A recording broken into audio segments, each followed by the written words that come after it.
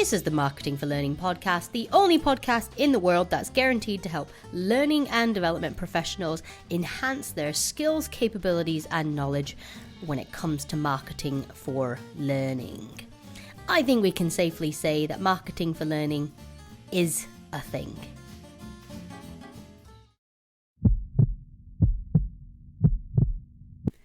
Hello, and welcome back to the Marketing for Learning podcast.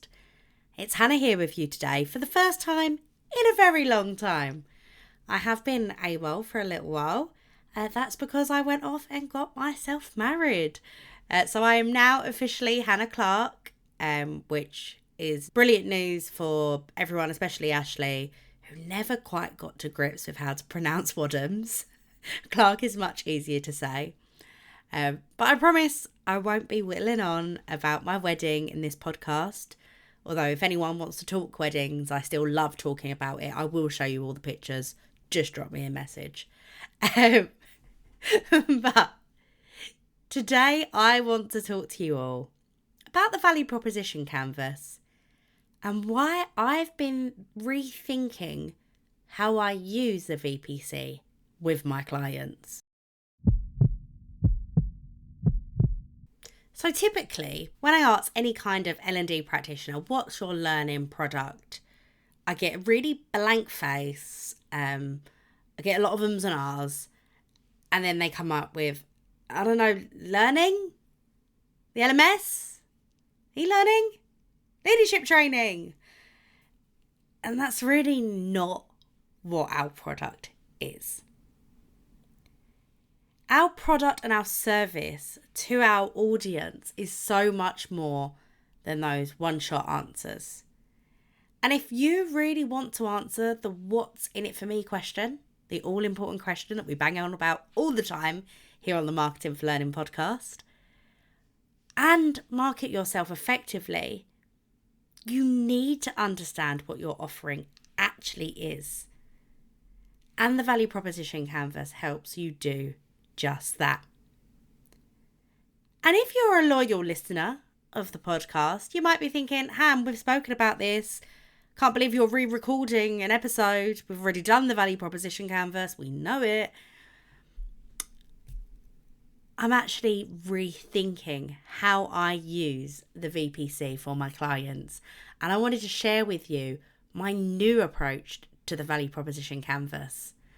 I want to share with you why I've changed up the product side, why I've ditched features and benefits, and how I think this new approach will help you deeply understand your audience and get a better holistic view of both your offering and your audience to help you make some marketing magic. But before I go any further, those of you that haven't listened to every episode of the Marketing for Learning podcast, or perhaps have completely forgotten what the VPC is and you're thinking, I've heard that acronym, but I don't know what it means. The value proposition canvas is quite simply a framework. On one side of the page, you have your product. So for you guys, that's your learning offering.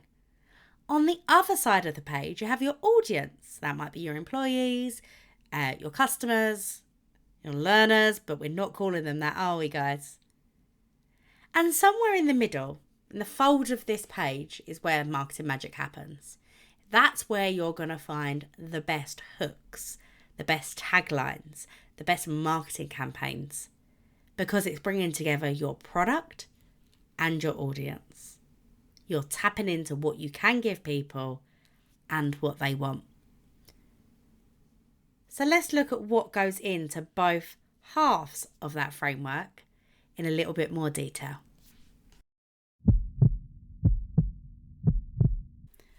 So, on the left-hand side of our VPC, that's when we're thinking about our product or our service. And for you guys, that'll be your learning offering. And we have 3 boxes here. One is called product or service. And that's where I want you to list all of your features. It's the stuff that we overthink in L&D. We think about it far too much. We talk far too much about whether it's bite-sized, mobile, whether there's use cases in it, whether it's PDFs, whether it's classroom, all of that kind of stuff. Because it is really important that we're aware of the delivery format, essentially. We're aware of what people will be experiencing when they get to our learning platform, our LMS, our LXP, whatever it is, when they rock up to the classroom. We need to understand what they're going to get when they get there. But they're simply the features. And you really shouldn't be marketing your learning based on features. It's not going to get you anywhere. It's the other two boxes on the left-hand side of your page that's really going to be the game changer for you. The first of those two boxes is the gain creators. This box is where you consider what you are offering to your audience that is going to improve their lives, their day, their working day, the experience they have. It's the things that are going to make their lives better. For example, you could be offering them career growth, accelerated career growth, more efficiency, future-proof careers, that kind of stuff. But they're all quite generic examples because it's hard without knowing your organisation to give you some relevant examples. So let's look at an example that I did. A campaign that I recently ran with one of our clients about generative AI. In that gains creator box, I wrote things like accelerated workflows. I had a very time poor audience. So using Gen AI was going to make them more productive, make their work quicker. Huge gain creator. I also wrote about being able to have confident conversations with their clients about generative AI, which in turn meant they had happier clients. The gain of a happier client for most of this audience meant they hit their targets, they got bigger bonuses, they were more on track with their career. There's a lot of gain creators through that. And another gain creator when it comes to this Gen AI project was very much staying up to date. We all know AI is a massive hype at the moment. Everyone's talking about it, but it's changing week to week, if not day to day. So the gain creator was that we are helping you stay up to date. You don't have to put that legwork in. We're doing it for you. Alongside the gain creators, you want to think about pain relievers. That's eliminating something in your audience's life, working day, whatever it is, that troubles them. Maybe it causes them a bit of anxiety. It's a bit of a fear for them.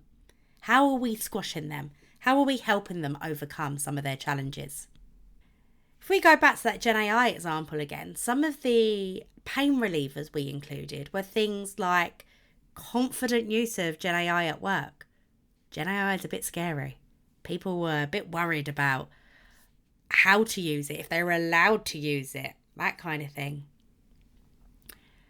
Also, this Gen AI campus that my client created reduced the need to do any of your own research because everything was there. It was all from the experts. It was there and ready and waiting for you. So a big pain reliever was that they didn't have to go away and do that research. They had a source that they knew and trusted. And another pain reliever we spoke about, which I could see in some of the faces of my clients, were like, Han, we're talking about Gen AI. Why are you talking about a human-based approach? But that was a pain reliever of this. The entire product was about how humans, the employees of this organisation, could use generative AI. So it was putting them front and centre. And that was a pain reliever because many people were worried about that. They were worried about, oh no, is this the bots coming to take my job? So the human-centred approach overcome that. So when we put those gain creators and pain relievers boxes together, we get a much better picture of what it actually is we're offering to our target audience. We're not offering e-learning. We're offering a way to improve your working day.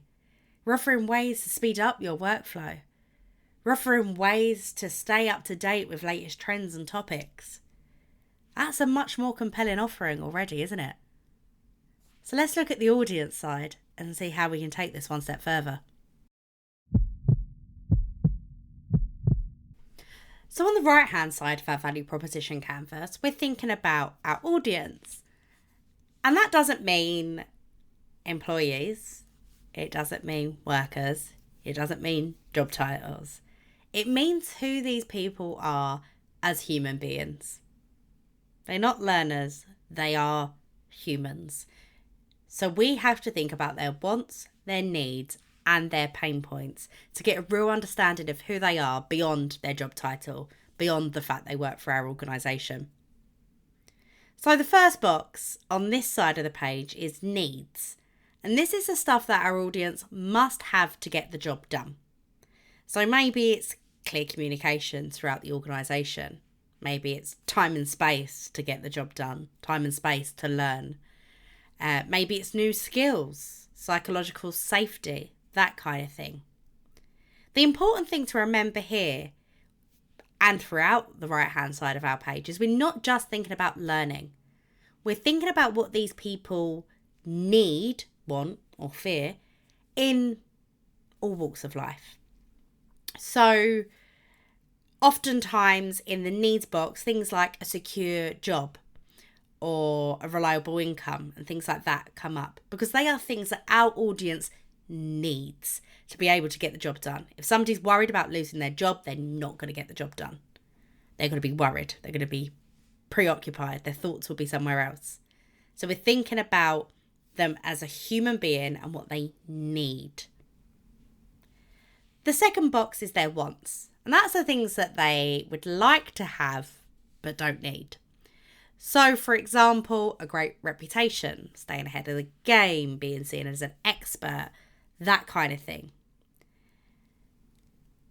This box really gives an insight into the minds of your audience and what they perceive as important, what they care about, what they want you to care that they care about. For many people, they would say they need what we put in the wants. So they need to have a great reputation. There are very, very few people in the world that need to have a great reputation. You can want to have it, but you might not need to have it per se. But this wants box gives us a really strong narrative about, or a really strong way to communicate with our audience. For example, somebody that wants a great reputation, wants to stay ahead of the game and wants to be seen as an expert, well, there's a really strong reason there why they should be investing time and energy into learning, right? But then the final box on this side of the page is pain points. And this is the one that L&Ders love to ignore. They love to pretend, oh no, there's nothing there. My audience aren't worried about anything. We're only thinking happy thoughts. And that just doesn't quite work. That's not the real world. That's not the world we live in. So we need to think about the challenges that our people are facing at work, in life, in their day-to-day. So one that comes up time and time again is time poor. Our people are time poor. They are struggling to get their day jobs done. Maybe they're getting a lot of conflict in priorities. They don't know where to invest their time. Maybe they're scared of change. If we go back to that Gen AI example I gave you earlier, maybe they're scared that they'll lose their job to a robot. Maybe they're confused about what on earth Gen AI actually is. Maybe they're worried about admitting that they're confused about what Gen AI is because they feel like they're already falling behind. The pain points gives us a real clear insight into who our audience is and how we can help them. Having this deep understanding of your audience will transform the way you speak to them. You will no longer see them as employees or the finance manager. You will see them as individuals who are human beings and have a lot of feelings and a lot of emotions. And you will realise that there are ways within our marketing that we can instigate or trigger those emotions to influence people to do what we want them to do. So then what? What do we do once we've got both sides of our value proposition canvas filled out, loads of words on this page? What do we do with it? Well, we need to zoom back out and we look at it holistically. We look at the big picture to find that marketing sweet spot in between. For each and every organisation or team, that's going to be different. But trust me when I say that the VPC is going to help you get closer to a tagline, a campaign idea, a hook, anything like that will actually work for your audience. Because not only are you looking at your product, you are looking at your audience too and seeing how the two work together. You need to use a value proposition canvas to find the red threads, the things that unite your audience with your offering. That's how you're going to answer the what's in it for me question. That's how you're going to make real marketing impact.